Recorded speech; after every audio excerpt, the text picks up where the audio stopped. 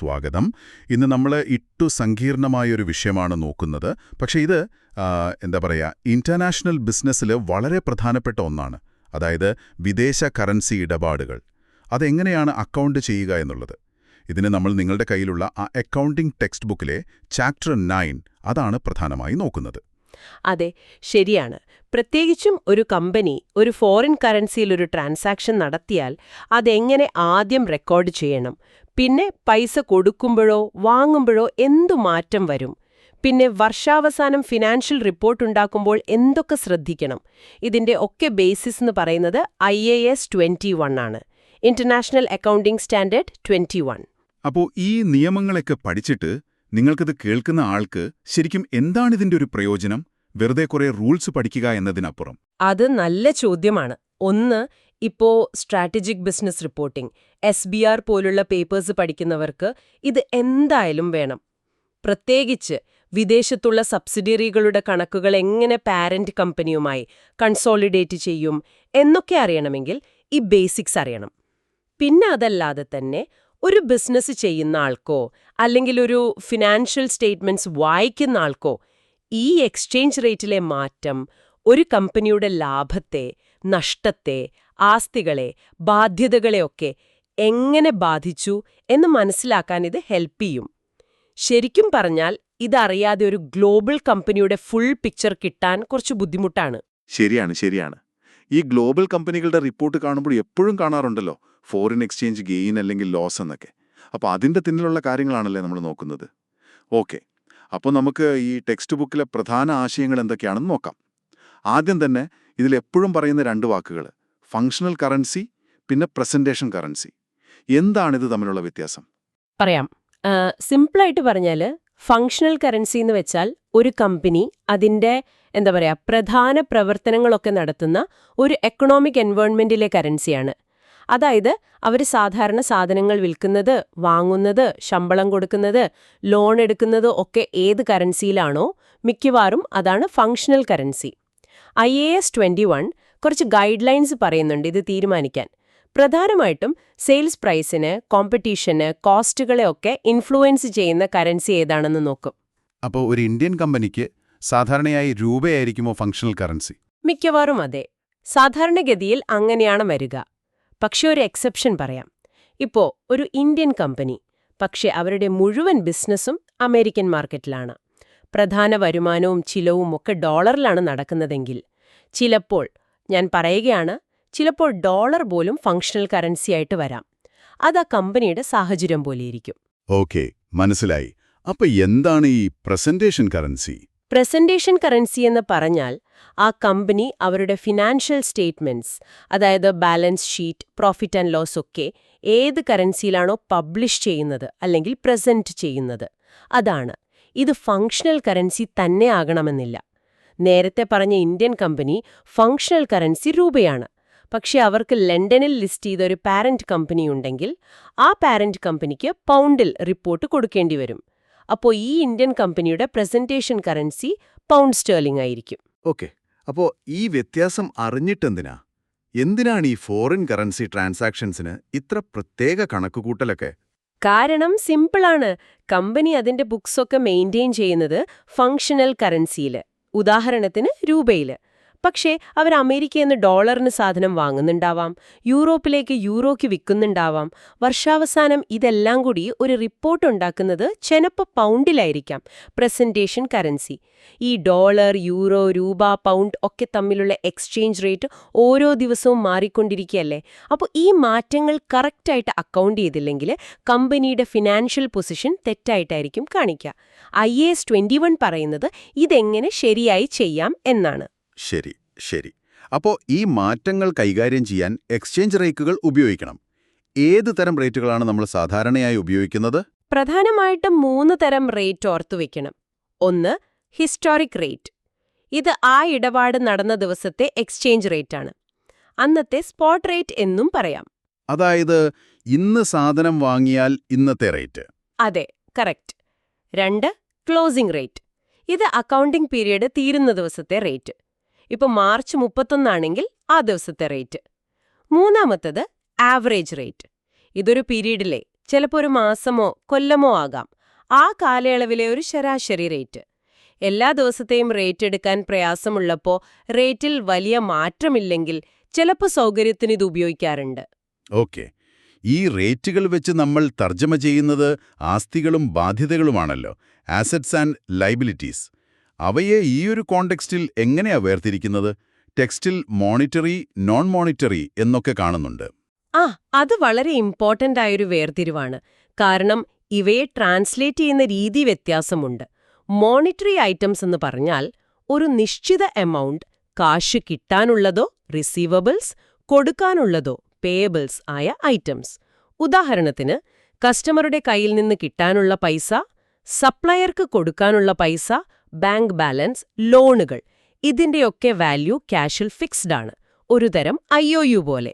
ഇനി non monetary items, ഇതിന് അങ്ങനെ ഒരു ഫിക്സ്ഡ് ക്യാഷ് വാല്യൂ മുൻകൂട്ടി നിശ്ചയിച്ചിട്ടില്ല. ഉദാഹരണത്തിന് ബിൽഡിംഗ്, മെഷീനറി, PPE, കയ്യിലുള്ള സ്റ്റോക്ക്, ഇൻവെന്ററി, ചില ഇൻവെസ്റ്റ്മെന്റ്സ് ഒക്കെ. ഇതിന്റെ വാല്യൂ മാറാം, പക്ഷേ അത് ഒരു നിശ്ചിത എമൗണ്ട് ക്യാഷ് കിട്ടാനോ കൊടുക്കാനോ ഉള്ള നേരിട്ടുള്ള ഒരു അവകാശമല്ല. ആഹാ, ഓക്കെ. അപ്പോൾ മോണിറ്ററി എന്ന് വെച്ചാൽ പൈസയുമായി നേരിട്ട് ബന്ധമുള്ളത്, നോൺ മോണിറ്ററി അല്ലാത്തത്. ശരി. ഇനി ഒരു കമ്പനി ഒരു ഫോറിൻ കറൻസി ട്രാൻസാക്ഷൻ നടത്തുമ്പോൾ ആദ്യം അതെങ്ങനെ റെക്കോർഡ് ചെയ്യും? Initial recognition. ഓക്കെ. ഒരു ഫോറിൻ കറൻസി ഇടപാട്, അത് വാങ്ങലാകാം, വിൽക്കലാകാം, ലോണാകാം, എന്തുവാകാം. അത് നടക്കുമ്പോൾ ആ ഇടപാട് നടന്ന ദിവസത്തെ ഹിസ്റ്റോറിക് റേറ്റ്, അതായത് അന്നത്തെ സ്പോട്ട് റേറ്റ്, അതുപയോഗിച്ച് ആ ഫോറിൻ കറൻസി എമൗണ്ടിനെ കമ്പനിയുടെ ഫങ്ഷണൽ കറൻസിയിലേക്ക് മാറ്റിയെഴുതണം. ഉദാഹരണത്തിന് ഫങ്ഷണൽ കറൻസി രൂപയാണ്. നിങ്ങൾ 1000 യൂറോയ്ക്ക് ഒരു മെഷീൻ വാങ്ങി. അന്ന് 1 euro = 90 റുപ്പി ആണെങ്കിൽ നിങ്ങൾ 90,000 രൂപയുടെ അസറ്റ് വാങ്ങിയതായി റെക്കോർഡ് ചെയ്യണം. ഡെബിറ്റ് അസറ്റ്, ക്രെഡിറ്റ് പേയബിൾ അല്ലെങ്കിൽ ക്യാഷ് 90,000. എല്ലാ ട്രാൻസാക്ഷനും അന്നന്നത്തെ റേറ്റ് എടുക്കുന്നത് പ്രാക്ടിക്കലാണോ? ഒരുപാട് ചെറിയ ട്രാൻസാക്ഷൻസ് ഒക്കെ ഉണ്ടെങ്കിൽ? നല്ല പോയിന്റ്. IAS 21 പ്രകാരം ഹിസ്റ്റോറിക് റേറ്റ് ആണ് വേണ്ടത്. പക്ഷേ റിയാലിറ്റിയിൽ ഒരുപാട് ട്രാൻസാക്ഷൻസ് ഉണ്ടെങ്കിൽ, റേറ്റിൽ വലിയ മാറ്റം ആ മാസത്തിൽ വന്നിട്ടില്ലെങ്കിൽ ഒരു ആവറേജ് റേറ്റൊക്കെ ഉപയോഗിക്കാറുണ്ട് ചിലപ്പോൾ. പ്രാക്ടിക്കൽ റീസൺസും ഉണ്ട്. പക്ഷെ വലിയ എമൗണ്ടുള്ള ഇടപാടുകൾ, അസറ്റ് വാങ്ങുന്നതൊക്കെ ഹിസ്റ്റോറിക് റേറ്റ് തന്നെ എടുക്കണം. ഓക്കെ. ഇനി ആ ഇടപാട് സെറ്റിൽ ചെയ്യുമ്പോൾ, അതായത് പൈസ കൊടുക്കുകയോ കിട്ടുകയോ ചെയ്യുമ്പോൾ എന്ത് സംഭവിക്കും? Settled transactions. പണം കൊടുക്കുകയോ കിട്ടുകയോ ചെയ്യുന്ന ദിവസം അന്നത്തെ ഹിസ്റ്റോറിക് റേറ്റ്, അതായത് അന്നത്തെ സ്പോട്ട് റേറ്റ്, അത് വെച്ചിട്ട് വേണം ആ ക്യാഷ് ഫ്ലോ റെക്കോർഡ് ചെയ്യാൻ. ഇവിടെയാണ് ഒരു പ്രധാന കാര്യം. നിങ്ങൾ ആദ്യം ഇടപാട് റെക്കോർഡ് ചെയ്ത ദിവസത്തെ റേറ്റും ഈ പൈസ കൊടുക്കുന്ന ദിവസത്തെ റേറ്റും ഒന്നായിരിക്കില്ല മിക്കവാറും. അപ്പോൾ നമ്മൾ ആദ്യം വിചാരിച്ച അത്ര രൂപയായിരിക്കില്ല കൊടുക്കേണ്ടി വരുന്നത് അല്ലെങ്കിൽ കിട്ടുന്നത്, അല്ലേ? അതെ, കറക്റ്റ്. ഈ വ്യത്യാസം എക്സ്ചേഞ്ച് റേറ്റ് മാറിയതുകൊണ്ടുണ്ടായ ലാഭം അല്ലെങ്കിൽ നഷ്ടം, അതാണ് എക്സ്ചേഞ്ച് ഡിഫറൻസ്. ഇത് ലാഭനഷ്ട കണക്കിൽ, അതായത് statement of profit or loss SPL-ൽ കാണിക്കണം. ഉദാഹരണത്തിന് നിങ്ങൾ $1000 കൊടുക്കാനുണ്ടായിരുന്നു, അന്ന് റേറ്റ് 80 രൂപ ഓരോ. അപ്പോൾ 80,000 രൂപ ബാധ്യത. കൊടുക്കുന്ന ദിവസം റേറ്റ് 82 രൂപ ഓരോ ആയി. അപ്പോൾ നിങ്ങൾക്ക് 82,000 രൂപ കൊടുക്കേണ്ടി വന്നു. ആ അധികം വന്ന 2,000 രൂപ ഒരു എക്സ്ചേഞ്ച് ലോസ് ആയിട്ട് SPL-ൽ വരും. ഓക്കെ, അത് ലോസ് ആയിട്ട് വരുമല്ലേ? ഇനി വർഷാവസാനം എത്തി, പക്ഷേ ചില ഇടപാടുകൾ തീർന്നിട്ടില്ല, പൈസ കൊടുത്തിട്ടില്ല അല്ലെങ്കിൽ കിട്ടിയിട്ടില്ല. Unsettled transactions. അപ്പോൾ എന്തു ചെയ്യും? വർഷാവസാനം റിപ്പോർട്ടിംഗ് ഡേറ്റിൽ തീർപ്പാക്കാത്ത ഇടപാടുകളുണ്ടെങ്കിൽ അവിടെയാണ് നമ്മൾ നേരത്തെ പറഞ്ഞ മോണിറ്ററി നോൺ മോണിറ്ററി വ്യത്യാസം ശരിക്കും പ്രസക്തമാകുന്നത്. ഒന്ന്, മോണിറ്ററി ഐറ്റംസ്. വർഷാവസാനം നിങ്ങളുടെ കയ്യിൽ അൺസെറ്റിൽഡ് മോണിറ്ററി അസറ്റ്സ്, റിസീവബിൾസ് അല്ലെങ്കിൽ liabilities, payables, foreign currency loans ഉണ്ടെങ്കിൽ അവയെ വർഷാവസാനത്തെ ക്ലോസിംഗ് റേറ്റ് ഉപയോഗിച്ച് റീട്രാൻസ്ലേറ്റ് ചെയ്യണം. അതായത് അന്നത്തെ റേറ്റ് വെച്ച് അതിന്റെ ഫങ്ഷണൽ കറൻസി വാല്യൂ എത്രയാണെന്ന് ഒന്നുകൂടി നോക്കണം. ഇങ്ങനെ ചെയ്യുമ്പോഴുണ്ടാകുന്ന ലാഭം അല്ലെങ്കിൽ നഷ്ടം അതും SPL-ൽ പോകും. ഓക്കെ, മോണിറ്ററി ഐറ്റംസ് വർഷാവസാനം വീണ്ടും നോക്കണം. അതെ, കാരണം അത് കാശുമായി ബന്ധപ്പെട്ടതാണ്. വർഷാവസാനം അതിന്റെ കറക്റ്റ് വാല്യൂ കാണിക്കണം. 2, നോൺ മോണിറ്ററി ഐറ്റംസ്. ഇതിൽ 2 രീതിയുണ്ട്. ഒന്ന്, കോസ്റ്റ് മോഡലിലുള്ളവ, ഉദാഹരണം, ഇൻവെന്ററി, PPE ഒക്കെ ഹിസ്റ്റോറിക് കോസ്റ്റിലാണ് നിങ്ങൾ റെക്കോർഡ് ചെയ്യുന്നതെങ്കിൽ അവയെ സാധാരണയായി വർഷാവസാനം ക്ലോസിംഗ് റേറ്റിൽ മാറ്റി എഴുതേണ്ട കാര്യമില്ല. നോ റീട്രാൻസ്ലേഷൻ. അവയെ ആദ്യം ഏത് ഹിസ്റ്റോറിക് റേറ്റിലാണോ റെക്കോർഡ് ചെയ്തത് ആ വാല്യൂവിൽ തന്നെ തുടരും. അപ്പോൾ സ്റ്റോക്കും ബിൽഡിംഗും ഒന്നും മാറില്ല. സാധാരണ കോസ്റ്റ് മോഡലില്ല. ഇനി രണ്ടാമത്തെ കേസ് റീവാല്യുവേഷൻ അല്ലെങ്കിൽ ഫെയർ വാല്യൂ മോഡലിലുള്ള നോൺ മോണിറ്ററി ഐറ്റംസ്. ചില അസറ്റ്സ് നമ്മൾ ഫെയർ വാല്യൂവിൽ കാണിക്കണമല്ലോ. അങ്ങനെയുള്ളവയുടെ ഫെയർ വാല്യൂ കണ്ടുപിടിക്കുന്നത് വർഷാവസാനമാണെങ്കിൽ ആ ഫെയർ വാല്യൂവിനെ ഫങ്ഷണൽ കറൻസിയിലേക്ക് മാറ്റാൻ ഫെയർ വാല്യൂ എടുത്ത ദിവസത്തെ റേറ്റാണ് ഉപയോഗിക്കേണ്ടത്. ഇതിലെ എക്സ്ചേഞ്ച് ഡിഫറൻസ് സാധാരണയായി ആ അസറ്റിന്റെ റീവാല്യുവേഷൻ ഗെയിൻ അല്ലെങ്കിൽ ലോസിന്റെ കൂടെയാണ് കാണിക്കുക. അത് ചിലപ്പോൾ അതർ കോംപ്രിഹെൻസീവ് ഇൻകം OCI വഴി ഇക്വിറ്റിയിലായിരിക്കും പോവുക. ഓക്കെ, ഈ റൂൾസൊക്കെ കേൾക്കുമ്പോൾ ലോജിക്കലാണ്. പക്ഷെ അപ്ലൈ ചെയ്യുമ്പോൾ ചിലപ്പോൾ കൺഫ്യൂഷൻ വരാം. നമുക്ക് ആ ടെക്സ്റ്റിലെ ഉദാഹരണങ്ങൾ TYUs ഒന്ന് നോക്കിയാലോ? മുഴുവൻ കണക്കും ചെയ്യണ്ട, പക്ഷെ ഓരോന്നും എന്താണ് പഠിപ്പിക്കുന്നതെന്ന് പെട്ടെന്ന് പറയാമോ? TYU1 എന്താണ്? TU1 ഒരു ബേസിക് സെറ്റിൽഡ് ട്രാൻസാക്ഷനാണ്. ഡോളർ കമ്പനി KRൽ സാധനം വാങ്ങിയപ്പോഴൊരു റേറ്റ് ഡോളർ ഒരു KRന് 1.80. പൈസ കൊടുത്തപ്പോൾ വേറെ റേറ്റ് ഡോളർ ഒരു KRന് 1.75.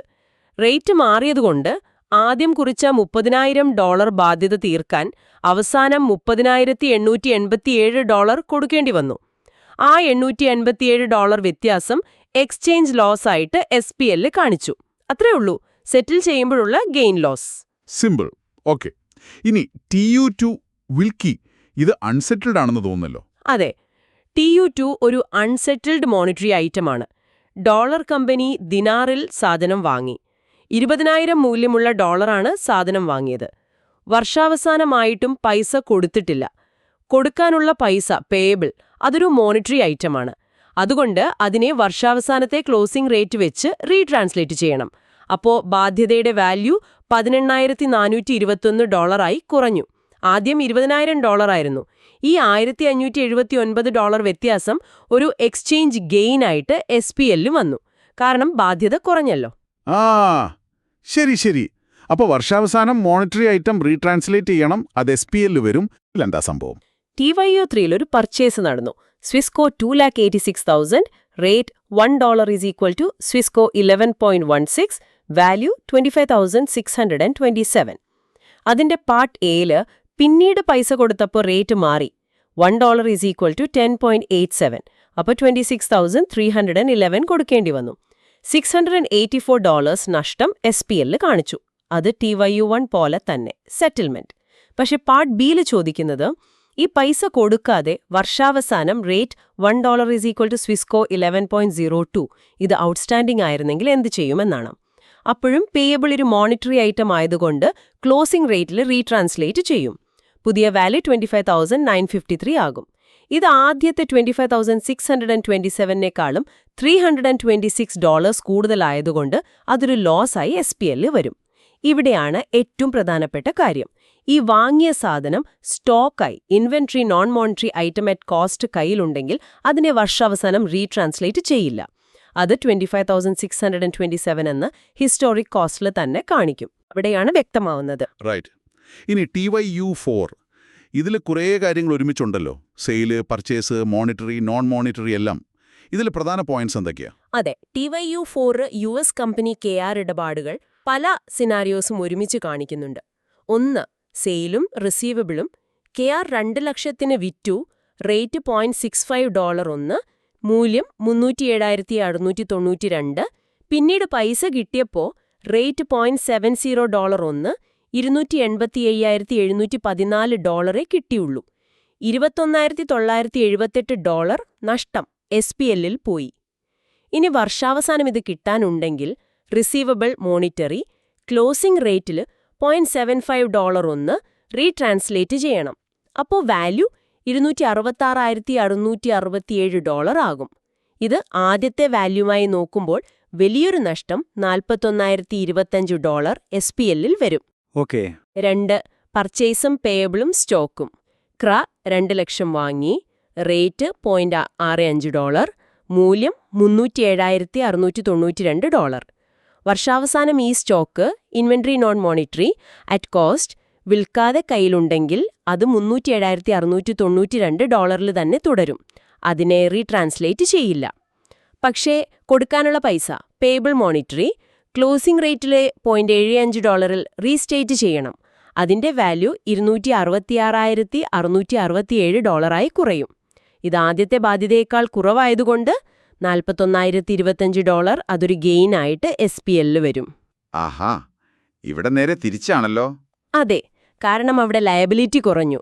3. സ്ഥലം വാങ്ങലും പേബിളും. ക്ര 100,000 സ്ഥലം വാങ്ങി. റേറ്റ് $0.85. മൂല്യം $85,000. വർഷാവസാനം സ്ഥലം land non monetary at cost ആ $85,000 തന്നെ തുടരും. പക്ഷേ കൊടുക്കാനുള്ള പൈസ പേബിൾ മോണിറ്ററി അതിനെ ക്ലോസിംഗ് റേറ്റിൽ ഉദാഹരണത്തിന് റേറ്റ് മാറി 92,000 ആയി എന്ന് വെക്കുക. റീസ്റ്റേറ്റ് ചെയ്യണം. അപ്പോൾ ലയബിലിറ്റി കൂടി. ആ 7,000 വ്യത്യാസം ലോസായിട്ട് SPL വരും. ഓർല, ഈ ഉദാഹരണങ്ങൾ ശരിക്കും ആ മോണിറ്ററി നോൺ മോണിറ്ററി വ്യത്യാസം, പിന്നെ സെറ്റിൽഡ് ആവുമ്പോഴും അൺസെറ്റിൽഡ് ആവുമ്പോഴും എന്ത് ചെയ്യണം, എപ്പോഴാണ് SPL ലാഭം അല്ലെങ്കിൽ നഷ്ടം വരുന്നതെന്നൊക്കെ ക്ലിയർ ആക്കുന്നുണ്ട്. അപ്പോൾ ഈ ലാഭവും നഷ്ടവും എക്സ്ചേഞ്ച് ഡിഫറൻസ് അത് SPL കാണിക്കണം എന്ന് നമ്മൾ പറഞ്ഞു. അത് SPL എവിടെയാണ് സാധാരണ കാണിക്കാറ്? അതിനെന്തെങ്കിലും പ്രത്യേക രീതിയുണ്ടോ? IAS 21 പറയുന്നത് പ്രോഫിറ്റ് ഓർ ലോസിൽ കാണിക്കണം എന്ന് തന്നെയാണ്. പക്ഷേ ടെക്സ്റ്റ് ബുക്കിൽ സൂചിപ്പിക്കുന്ന ഒരു പ്രാക്ടിക്കൽ കാര്യം അത് SPLന്റെ ഉള്ളിൽ എവിടെ കാണിക്കാം എന്നതിന് ഒരു തരംതിരിവുണ്ട്. ഇപ്പോൾ സാധാരണ കച്ചവടവുമായി ബന്ധപ്പെട്ടതാണെങ്കിൽ, അതായത് സാധനം വാങ്ങുക വിൽക്കുക അതുമായി ബന്ധപ്പെട്ടതാണെങ്കിൽ ഈ gain or loss other operating income അല്ലെങ്കിൽ എക്സ്പെൻസസ് എന്ന രീതിയിൽ കാണിക്കാം. അതല്ല, ഒരു നോൺ ട്രേഡിംഗ് ഐറ്റം ആണെങ്കിൽ, ഉദാഹരണത്തിന് ഫോറിൻ കറൻസി ലോൺ എടുത്തതിലെ വ്യത്യാസമാണെങ്കിൽ അത് ചിലപ്പോൾ ഫൈനാൻസ് കോസ്റ്റ് അല്ലെങ്കിൽ ഇൻകം എന്ന ഭാഗത്ത് കാണിക്കാം. ഓക്കെ, അതൊരു പ്രസന്റേഷന്റെ രീതി. പക്ഷേ നെറ്റ് എഫക്റ്റ് പ്രോഫിറ്റിൽ വരും. അതെ, അൾട്ടിമേറ്റ്ലി പ്രോഫിറ്റിനെ ബാധിക്കും. പിന്നെ ഒരു ചെറിയ എക്സെപ്ഷൻ ഉള്ളത്, ചിലപ്പോൾ ഒരു അസറ്റിന്റെ ഫെയർ വാല്യൂ ചേഞ്ച് നമ്മൾ SPL അല്ലാതെ OCI വഴി ഇക്വിറ്റിയിൽ കാണിക്കുന്നുണ്ടെങ്കിൽ അതുമായി ബന്ധപ്പെട്ട എക്സ്ചേഞ്ച് ഡിഫറൻസും OCIയിൽ തന്നെ കാണിക്കാം. പക്ഷെ അത് കുറവാണ്. മിക്കവാറും ഈ എക്സ്ചേഞ്ച് ഡിഫറൻസുകൾ SPL തന്നെയാണ് വരിക. ഓക്കെ, അപ്പോൾ ഭൂരിഭാഗം സമയത്തും ഇത് ആ വർഷത്തെ ലാഭത്തെ നേരിട്ട് കൂട്ടുകയോ കുറയ്ക്കുകയോ ചെയ്യും. ശരി, അപ്പോൾ ചുരുക്കത്തിൽ ഇന്ന് നമ്മൾ IAS 21 പ്രകാരമുള്ള ഫോറിൻ കറൻസി ട്രാൻസാക്ഷൻസിന്റെ ബേസിക് അക്കൗണ്ടിംഗ് നോക്കി. ഈ ടെക്സ്റ്റ് ബുക്ക് ചാപ്റ്ററിലെ വിവരങ്ങൾ വെച്ച് നോക്കുമ്പോൾ നിങ്ങൾ ഓർത്തിരിക്കേണ്ട ഏറ്റവും പ്രധാനപ്പെട്ട ഒരു 3-4 കാര്യങ്ങൾ എന്തൊക്കെയാണ്? ഏറ്റവും പ്രധാനപ്പെട്ട പോയിന്റ്സ് ഒന്ന് സമ്മറൈസ് ചെയ്താൽ, 1. ആദ്യം റെക്കോർഡ് ചെയ്യുമ്പോൾ ഇടപാട് നടന്ന ദിവസത്തെ ഹിസ്റ്റോറിക് റേറ്റ് ഉപയോഗിക്കുക. 2. പൈസ കൊടുക്കുകയോ കിട്ടുകയോ ചെയ്യുമ്പോൾ സെറ്റിൽമെന്റ് അന്നത്തെ റേറ്റ് ഉപയോഗിക്കുക. ആദ്യത്തെയും ഇപ്പോഴത്തെയും വാല്യൂ തമ്മിലുള്ള വ്യത്യാസം SPLൽ കാണിക്കുക. 3. വർഷാവസാനം തീർപ്പാക്കാത്ത monetary items receivables, payables, loans ഒക്കെ ക്ലോസിംഗ് റേറ്റ് വെച്ച് റീട്രാൻസ്ലേറ്റ് ചെയ്യുക. വ്യത്യാസം SPLൽ കാണിക്കുക. 4.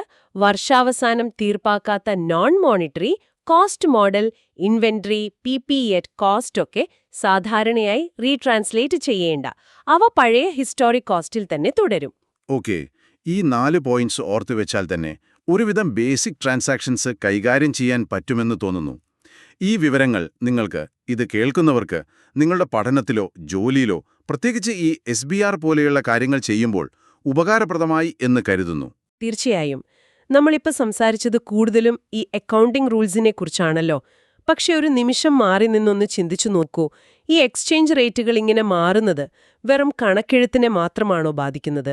ഒരു കമ്പനിയുടെ സ്ട്രാറ്റജിക് ഡിസിഷൻസിനെ, അതായത് അവരുടെ പ്രോഡക്റ്റിന് ഫോറിൻ മാർക്കറ്റിൽ എന്ത് വിലയിടണം, റോ മെറ്റീരിയൽസ് നാട്ടിൽ നിന്ന് വാങ്ങണോ അതോ റേറ്റ് കുറഞ്ഞ രാജ്യത്തു നിന്ന് വാങ്ങണോ, ഈ റേറ്റ് മാത്രം കാരണം നഷ്ടം വരാതിരിക്കാൻ ഹെഡ്ജിംഗ് പോലെയുള്ള കാര്യങ്ങൾ ചെയ്യണോ? അക്കൗണ്ടിംഗ് നിയമങ്ങൾ ഒരു വശം, പക്ഷേ അതിന്റെ പിന്നിലെ ബിസിനസ് യാഥാർത്ഥ്യങ്ങൾ, തീരുമാനങ്ങൾ അത് വേറൊരു തലം അല്ലേ? നിങ്ങൾ അതിനെക്കുറിച്ച് ആലോചിച്ചിട്ടുണ്ടോ? അതൊരു നല്ല ചോദ്യമാണ്. കണക്കുകൾക്കപ്പുറത്തേക്ക് ചിന്തിക്കാൻ പ്രേരിപ്പിക്കുന്ന ഒന്ന്. ആ ഒരു ചിന്തയോടെ ഫോറിൻ കറൻസി ഇടപാടുകളെക്കുറിച്ചുള്ള നമ്മുടെ ഇന്നത്തെ ഈ വിശദമായ സംഭാഷണം ഇവിടെ അവസാനിപ്പിക്കാം. അടുത്ത തവണ പുതിയൊരു വിഷയവുമായി വീണ്ടും കാണാം.